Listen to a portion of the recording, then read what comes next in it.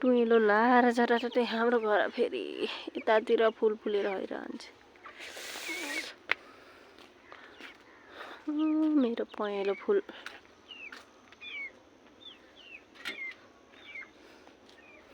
अनि यो हो फेरि यो फेरि अर्को फुल। आहा कति सुन्दर फुल फुल्यो।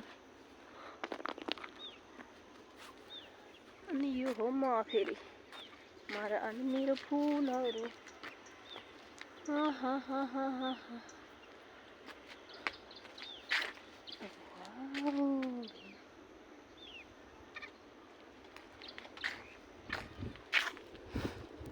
यहाँ फेरि हामीले परालको आगो फुकेको।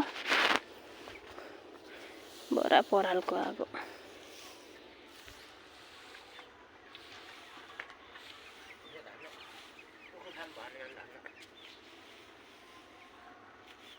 उखु जम्मा 3टा मात्र हो। अस्ति मेरो बुढाले पहाड जाँदा लिएर आएको उखु। भिडियो भन्छ जान्न पर्यो।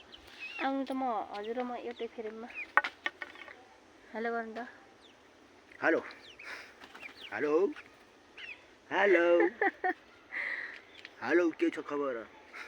कति राम्रो मेरो आउनु न के कुरा यहाँ फुलमा आउनु त हजुर म। ओके म र मेरो बुढा कति राम्रो। हाम्रो घरतिर कति तोरी फुलेर यति राम्रो भयो तर देखे होइन। मैले घाम लाउँदा देखाउँछु है सबैजनालाई। ल जाम त। हामी भ्लग गराउँदै हिँडेको गाइस। अनि आज बिहान मेरो ल मेरो गर्दैन। म जान्दिन समात्दिन। ल नि समात्नु म अघि हिँड्छु कि। त्यहाँ अम्लाले सेक्नु मलाई अँधेरी रातमा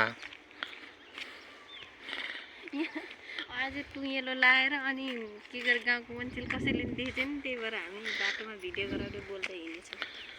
यो पक्की घर बजेको गाउँ हो। यता मलाई देखाउनु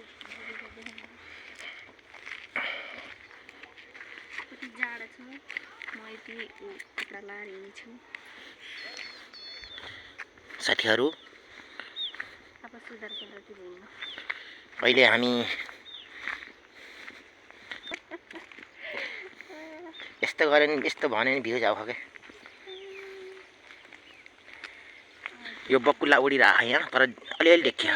पुरै टुइलो लाएर कस्तो टुइलो लागेको छ।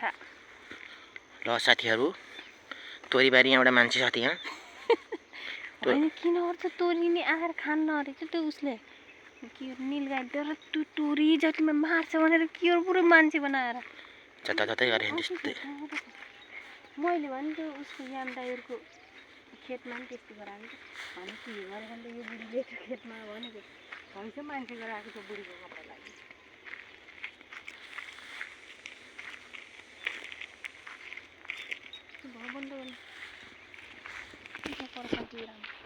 झन्